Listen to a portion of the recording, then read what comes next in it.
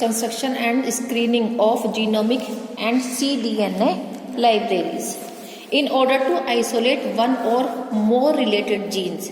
ठीक है, मतलब हमने एक या एक से ज़्यादा रिलेटेड जीन जो है उनको अलग किया फ्रॉम अ जीनोम। जीनोम तो वो होगा, जीनोम को तो हम लोग जो है डीएनए भी कह सकते हैं, जिस पर जीन्स लगे हुए हैं। ठीक है, उसमें से हम एक या दो जीन जो है वो अलग कर रहे हैं। We like to prepare a mixture of clones each carrying DNA derived either from the genomic DNA or from cDNA। ठीक है, या तो हम जीनोम डीएनए का लेंगे या फिर cDNA का लेंगे। ठीक है, उस मिक्सचर को हमने ले लिया। अब यहाँ पर हम क्या करेंगे, ब्रैकेट में भी लिखा हुआ है ये, derived from messenger RNA isolated from a specific metabolically active tissue of an organism. ठीक है, जो बिल्कुल एक्टिव ऑर्गेनिज्म है जहाँ पर उसकी सेल्स पूरी तरह से वर्क कर रही हैं मेटाबॉलिकली। मेटाबॉलिक मतलब जिसमें एनाबॉलिक कैटाबॉलिक रिएक्शन होती है। ठीक है, सारा वर्क करती हैं सेल, वहां से यदि हम लेंगे और उसका मैसेंजर आरएनए बना लेंगे तब क्या होगा, दिस मिक्सचर में कंटेन 1000 ऑफ क्लोन्स। ठीक है, 1000 क्लोन्स बन जाएंगे, यानी कि 1000 कॉपी बन गई उसकी, which when derived directly from the genomic DNA are collectively called a genomic library. ठीक है, जब जीनोमिक डीएनए से जीन निकालकर हमने उसकी क्लोनिंग कराई और हमें बहुत सारी 1000 कॉपी मिल गई, तो बहुत सारी हो गई, तो इस प्रोसेस को कलेक्टिवली बहुत सारे मिले हैं ना हमें क्लोन, तो इसको हम कहेंगे जीनोमिक लाइब्रेरी। जीनोमिक लाइब्रेरी पर क्वेश्चन आ सकता है, इंपॉर्टेंट है। Similarly when these clones are derived from cDNA, यदि जीन हमने जो है cDNA से लिया है, they are collectively called a cDNA library. ठीक, construction and use of these libraries will be discussed, वो नेक्स्ट सेशन में होगा। अब यहाँ पर आ जाओ, genomic library by shotgun experiment. ये एक्सपेरिमेंट बहुत इंपॉर्टेंट है, शूटगन experiment. Cloning an entire genome in the form of a library of random genomic clones without identifying them is often called a shotgun experiment। ठीक है, मतलब हमने cloning कर ली किसी gene की और हमने उसका आइडेंटिफिकेशन किया नहीं है, हमको पता नहीं वो क्या है, तो इस प्रोसेस को हम क्या कहेंगे, शूटगन एक्सपेरिमेंट कहेंगे। ठीक, मतलब कहीं पर जैसे एक गोली चला दी, हमें पता ही नहीं है। ठीक है, हाँ, कहाँ लगी वो जाकर।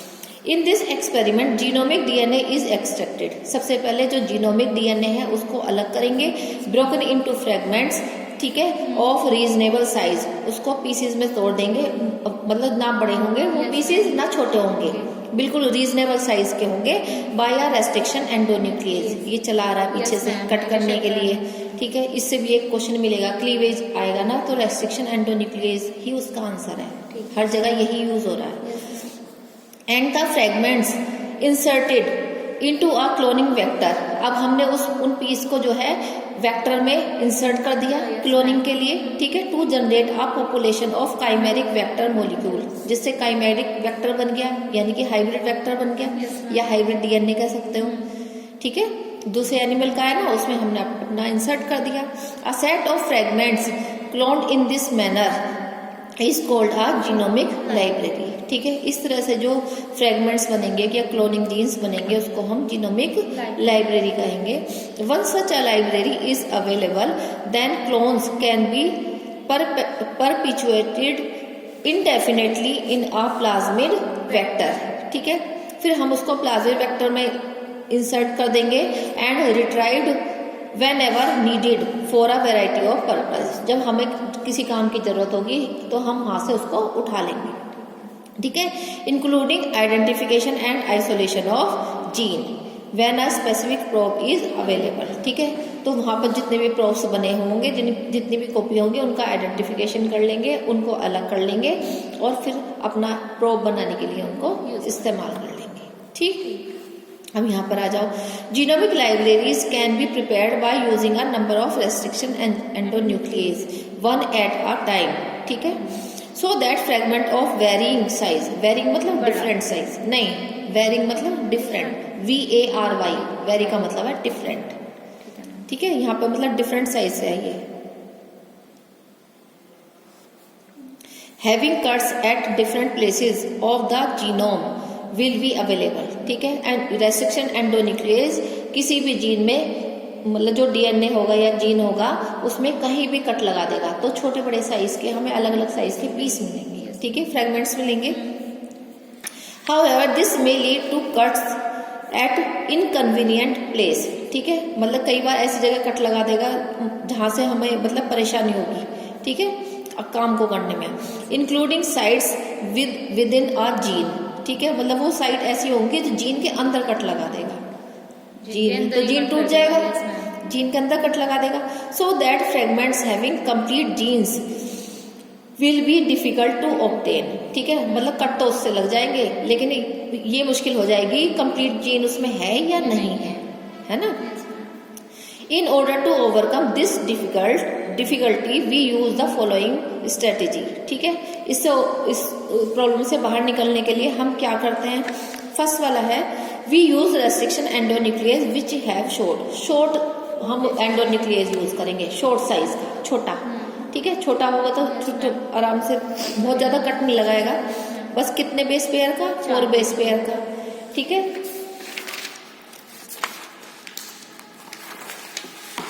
रिकॉग्निशन सीक्वेंस, ठीक है, so that such a sequence में बी फ्रिक्वेंटली डिस्ट्रीब्यूटेड, ठीक है, वो 4 बेस के बाद में वो कट लगाता चला जाएगा, ठीक। दूसरा है conditions are use which give only partial digest, ठीक है, या फिर वो कंडीशन हम पैदा करेंगे जिसमें डाइजेशन कंप्लीट ना हो के अधूरा हो, अधूरा, पार्शियल मतलब अधूरा, कहते हैं ना पार्शियलिटी कर रहा हो, है ना। So that a particular restriction site is only occasionally cleaved, ठीक है, वो जो है जो जिस साइड पर हमें कट करना है वह पूरी तरह से कट ना होकर थोड़ी थोड़ी कट होगी, ठीक है, यानी कि जीन जो है वो टूटेगा नहीं, ठीक। And long fragments without having any breaks, और लंबे फ्रेगमेंट्स मिलेंगे जिसमें कोई ब्रेक नहीं होगा। All recognition sites available within a gene can be easily obtain, वो हमें आराम से मिल जाएंगे, ठीक। This technique of shotgun experiment leads to the construction of a random genomic library. ये पूछा जा सकता है कि शूट गन की टेक्निक से हमें क्या मिलता है, तो हमें रैंडम जीनोमिक लाइब्रेरी मिलती है, ठीक है, in which all fragments have same fragment ends, ठीक है, thus helping retrieval of a fragment from the vector with the help of the same enzyme, ठीक है, सेम साइज के उसमें फ्रेगमेंट्स मिलेंगे और सेम एंजाइम उस पर वर्क कर सकता है, ठीक है। The number of fragments representing every sequence of the genome in the genomic library increases with genomic size, ठीक है, जैसे जैसे जीनोम का साइज बढ़ता जाएगा तो जीनोमिक लाइब्रेरी जो है वो बड़ी होती चली जाएगी, उसमें जीन उतने ही ज्यादा चले जाएंगे, है ना।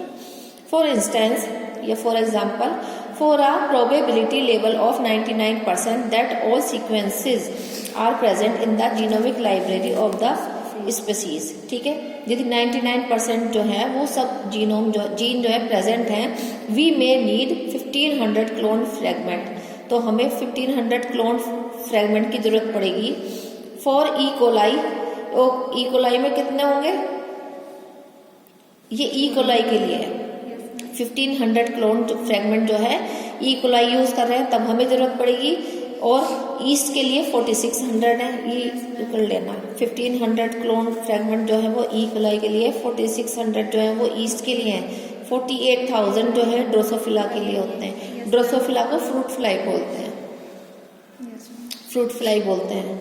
यहाँ पे ड्रोसोफिला तुम्हारी एग्जाम्पल मारा, हो सकता है पेपर में मिल जाए, ठीक है, फ्रूट फ्लाई बोलते हैं कॉमन नेम ये ड्रोसोफिला मेलानोगास्टर जो है स्पीसीज की। 800,000, ठीक है, 8 लाख, ठीक है, 8 लाख ये मैमल के लिए है जिसमें ह्यूमन बीइंग आता है, ठीक है।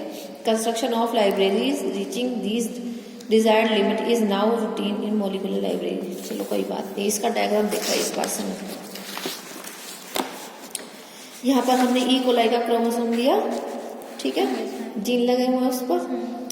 Cuts made by a restriction enzyme that recognizes a specific nucleotide sequence, ठीक है, वहां पर रेस्ट्रिक्शन एंडोन्यूक्लियस एंजाइम आया, उसने देखा कि यहाँ पर सीक्वेंस जो है ना ये मेरे लिए फिट है, उसने वहीं से कट लगा दिया। ठीक, अब कट लगा दिया, इतने बड़े बड़े पीसेस हमको मिल गए। ये जो बीच बीच में जीन दिख रहे हैं ना, यहाँ से इसने पीसेस कट कर दिए। अब यहाँ पर क्या आया, लाइगेज आया। लाइगेज हमेशा जोड़ने का काम करता है, ज्वाइन करने का। 2 क्वेश्चन तुम्हारे पक्के हैं, ये आएंगे वहां पर। ठीक है, डीएनए लाइगेज ने क्या किया, जोड़ दिया। अब इस पर यहाँ पर क्या बना, ये सारे इन्होंने एक ट्यूब में ले लिया। ऊपर आ जाओ, यहाँ पर E coli plasmid cut by same restriction enzyme. ठीक है, यहाँ पर भी ई कोलाई प्लाज्मिड है, उसी एंजाइम ने कट किया है। अब यहाँ पर क्या बन गया, axis plasmid DNA. Axis plasmid DNA बन गया, इसके भी पीस आ गए। ठीक है, दोनों का मिक्सचर हमने ले लिया। ठीक है, ये तो है अंदर से ब्लैंक खाली पड़े हैं पीस, इसमें डॉट लगे हुई है। ठीक, दोनों के पीस आ गए, दोनों का मिक्सचर तैयार कर लिया। फिर आगे हमने नए क्लोन तैयार किए इस मिक्सचर से। ठीक है, कॉपी बनाई तो आधा आधा पोर्शन दोनों का आ गया, और अलग अलग साइज के हैं। ठीक है, छोटे बड़े साइज के मिलेंगे ये हमें। ठीक है, अब इसमें क्या करेंगे, अब ये जीनोमिक लाइब्रेरी है यूजिंग दी कॉम्बिनेंट डीएनए टेक्निक। अब नेक्स्ट पर आ जाओ, यहाँ पर है synthesis of cDNA from messenger RNA.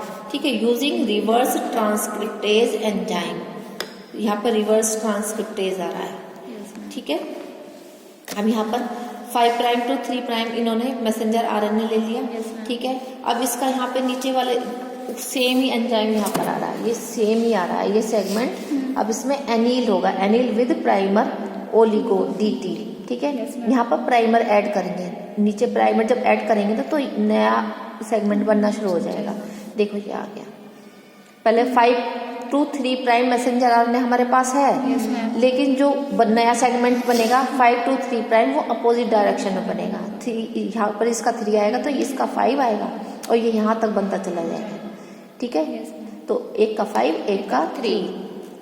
ठीक है, ये ध्यान रखना। और ये यहाँ पर प्राइमर जुड़ा हुआ है, यही प्राइमर से आगे बढ़ता चला जाएगा। ठीक है, जैसे इन्होंने एक मशीन इंसर्ट कर दी, वो आगे बनाती चली जाएगी। ठीक, अब यहाँ पर रिवर्स ट्रांसक्रिप्टेज एंजाइम आया है, इसने क्या किया, end of cDNA hooks round. चलो ये तो बात की चीज है। अब इसने प्राइमर ने पूरा डीएनए बना दिया, यहाँ पर डबल स्ट्रैंडेड डीएनए हमको मिल गया। ठीक है, ये यहाँ पर डीएनए हुक है। ठीक है, दोनों साइड में। अब ये नेक्स्ट इस पर आ जाओ। अब यहाँ पर ऊपर वाला तो 5 प्राइम 3 प्राइम जो मैसेंजर आरएनए लिया था वो वाला हट गया, जो नया बना है वो यहाँ पर आ गया 3 प्राइम टू 5 प्राइम। ठीक, अब यहाँ पर डीएनए पॉलीमरेज आया।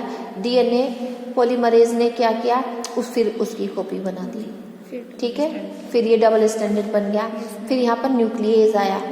ठीक है, ऐसा ही nucleus to cleave hook, side में हुक लगे हुए हैं ना, इन हुक को कट करने के लिए। ठीक है, अब उसने this is duplex DNA copy of original messenger RNA.